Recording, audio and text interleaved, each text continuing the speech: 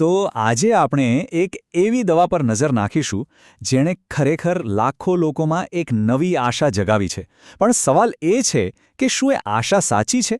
કારણ કે લીવરની આ નવી દવા પર કેટલાક કહી શકાય કે ગંભીર સવાલો ઊભા થયા છે. તો ચાલો આખી વાતને જરા ઊંડાણથી સમજીએ. અને આ સવાલ ખૂબ જ મહત્વનો છે, કારણ કે આ માત્ર એક દવાની વાત નથી. આ તો લાખો લોકોના સ્વાસ્થ્ય અને સાચું કહું તો આપણા બધાના વિશ્વાસનો સવાલ છે. બરાબર ને? જ્યારે કોઈ દવાને મંજૂરી મળે ત્યારે આપણને એટલું તો જાણવાનો હક છે જ કે એની પાછળનું વિજ્ઞાન, જે સાયન્સ છે, એ કેટલું પાક્કું છે.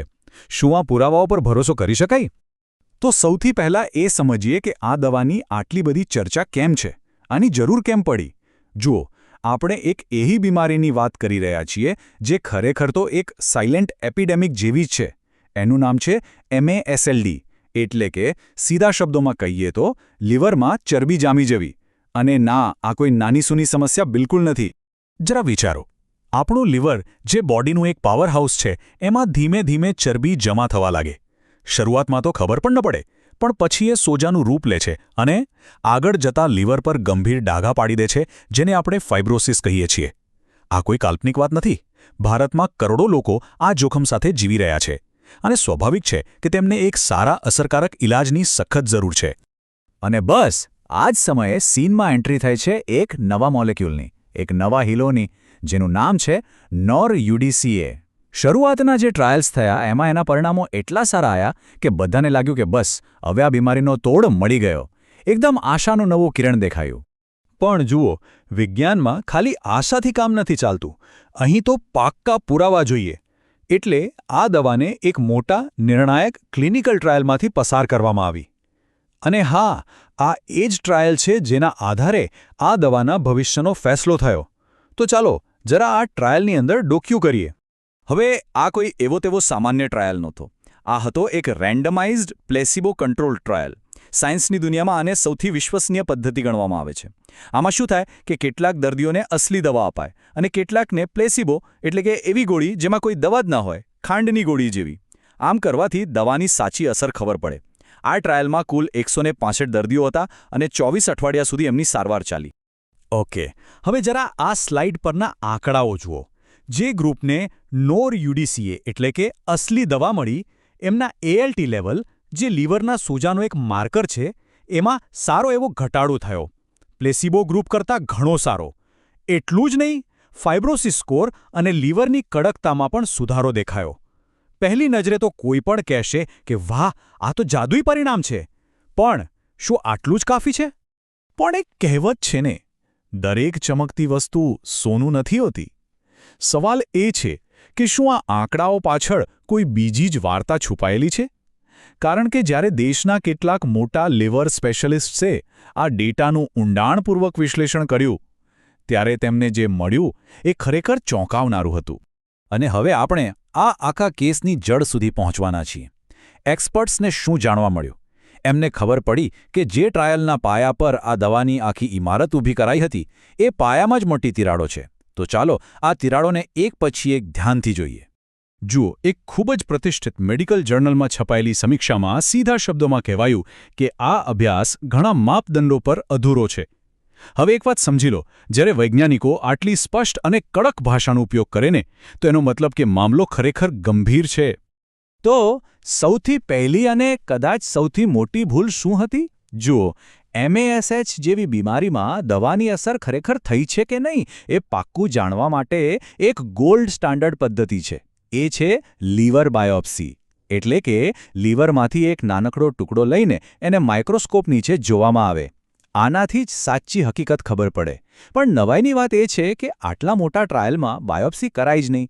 એના બદલે ખાલી લોહીના રિપોર્ટ અને બીજા પરોક્ષ માર્કરનો ઉપયોગ થયો. એ તો એવું થયું કે તમે દૂરથી જોઈને કહી દો કે બિલ્ડિંગ મજબૂત છે, પણ અંદર જઈને પાયા તો તપાસ્યા જ નહીં. અને ભૂલોની લિસ્ટ અહીં પૂરી નથી થતી. પહેલું, દર્દીઓની પસંદગી કયા આધારે થઈ એ જ સ્પષ્ટ નથી.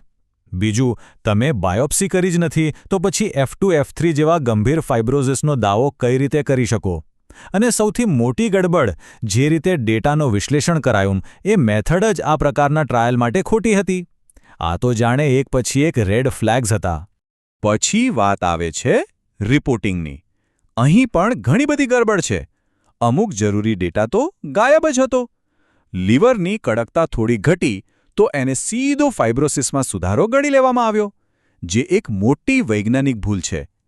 અને પેલો ALT લેવલમાં જે ઘટાડો દેખાયો હતો ને, એક્સપર્ટ્સનું કહેવું છે કે એ ઘટાડો એટલો મામૂલી હતો કે દર્દીના સ્વાસ્થ્ય માટે એની કોઈ ખાસ ક્લિનિકલ વેલ્યુ જ નથી. આંકડાકીય રીતે ભલે સાચું હોય, પણ વ્યવહારમાં એનો કોઈ ખાસ અર્થ નથી. તો આ બધી વાતો પરથી એક વાત સ્પષ્ટ છે. આ માત્ર એક ખરાબ રીતે થયેલો સાયન્સ પ્રોજેક્ટ નથી. ના, આના પરિણામો બહુ જ ગંભીર છે. કેમ? કારણ કે આ જ ખામીયુક્ત પુરાવાઓના આધારે દવાને માર્કેટમાં વેચવાની પરવાનગી મળી ગઈ છે. આ તો સીધું દર્દીઓના સ્વાસ્થ્ય અને આપણી આખી રેગ્યુલેટરી સિસ્ટમ પણ સવાલ ઉઠાવે છે. અને હવે વાત કરીએ ખૂબ જ સંવેદનશીલ મુદ્દાની, કોન્ફ્લિક્ટ ઓફ ઇન્ટરેસ્ટ, એટલે કે હિતોનો ટકરાવ. તમને જાણીને નવાઈ લાગશે કે આ સ્ટડી પેપરના જે લેખકો હતા એમાં 7 લોકો તો એ જ ફાર્માસ્યુટિકલ કંપનીના કર્મચારીઓ હતા. અને જે 12 ક્લિનિકલ સાઇટ્સ પર ડોક્ટરોએ ખરેખર આ દર્દીઓ પર કામ કર્યું હતું, એમાંથી એક પણ ડોક્ટરનું નામ લેખક તરીકે નહોતું. હવે તમે જ કહો, શું આવા ડેટા પર ભરોસો મૂકી શકાય? જરા આ ટાઈમલાઈન પર નજર નાખો. અહીં બધું સ્પષ્ટ થઈ જશે. જાન્યુઆરી 2025માં દવાને માર્કેટિંગ માટે મંજૂરી મળી જાય છે. અને જે ટ્રાયલના આધારે મંજૂરી મળી, એનો ડેટા ક્યારે પબ્લિશ થાય છે? છેક ડિસેમ્બર 2025માં, લગભગ 1 વર્ષ પછી. આનો સીધો મતલબ શું થયો? મતલબ એ કે આપણી રેગ્યુલેટરી ઓથોરિટીએ એક એવી દવાને મંજૂરી આપી દીધી જેના ડેટાની કોઈ સ્વતંત્ર વૈજ્ઞાનિક સમીક્ષા એટલે કે પીયર રિવ્યૂ થયો જ નહોતો. આ બહુ મોટી વાત છે. આટલી ઉતાવળમાં આપેલી મંજૂરીના જોખમો શું છે? પહેલું, જે ડોક્ટરો આ દવા પ્રિસ્ક્રાઇબ કરી રહ્યા છે એમની પાસે એની અસરકારકતા અને સલામતીનો પૂરો ડેટા જ નથી. બીજું, લાખો દર્દીઓ એવી સારવાર લઈ રહ્યા છે જેની ક્લિનિકલ વેલ્યુ હજુ સાબિત જ નથી થઈ.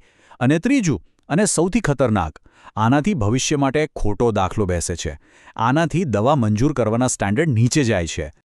તો આટલી બધી ચર્ચા અને વિશ્લેષણ પછી આપણે કયા નિષ્કર્ષ પર પહોંચી શકીએ? દેશના જે ટોચના નિષ્ણાતો છે, જે હેપેટોલોજિસ્ટ છે, એમનું આખરે શું કહેવું છે? ચાલો એમની અંતિમ સલાહ સાંભળીએ. જો દેશના લીડિંગ હેપેટોલોજિસ્ટે મેડિકલ કમ્યુનિટીને એક સ્પષ્ટ અપીલ કરી છે. એમણે કહ્યું છે કે આ દવા પાછળ જે પુરાવા રજૂ કરાયા છે તેના પર ફરીથી વિચાર કરો. એને આંખ બંધ કરીને સ્વીકારી ન લો. હવે એક વાત સ્પષ્ટ કરી દો. આનો મતલબ એવો બિલકુલ નથી કે આ નોર-યુડીસીએ દવા ખરાબ જ છે. બની શકે કે ભવિષ્યમાં એ ખરેખર કામની સાબિત થાય. પણ મુદ્દો અત્યારનો છે. અત્યારે આપણી પાસે એવું કહેવા માટે કોઈ મજબૂત વૈજ્ઞાનિક પુરાવા નથી. પહેલાં એને લાંબા ગાળાના સારી રીતે ડિઝાઇન થયેલા ટ્રાયલમાં અને હા, ગોલ્ડ સ્ટાન્ડર્ડ એટલે કે બાયોપ્સી જેવા માપદંડો પર સાબિત કરવી જ પડશે. અને અંતે એક્સપર્ટ્સની આ સીધી અને સ્પષ્ટ ચેતવણી કે જ્યાં સુધી વધુ મજબૂત પુરાવા ન મળે ત્યાં સુધી અમે આ દવાનો વ્યાપક ઉપયોગ કરવા સામે સાવચેતી રાખવાની સલાહ આપીશું. તો આમાંથી શીખવા જેવી વાત શું છે? સંદેશ બિલકુલ સ્પષ્ટ છે. ખાસ કરીને મેડિકલ પ્રોફેશનલ્સ અને સાથે સાથે દર્દીઓએ પણ અત્યંત સાવધાન રહેવાની જરૂર છે. કોઈ પણ નવી સારવારને અપનાવતા પહેલાં એની પાછળના પુરાવાઓની ઊંડાણપૂર્વક તપાસ કરવી એ માત્ર જરૂરી જ નહીં પણ આપણી નૈતિક જવાબદારી પણ છે.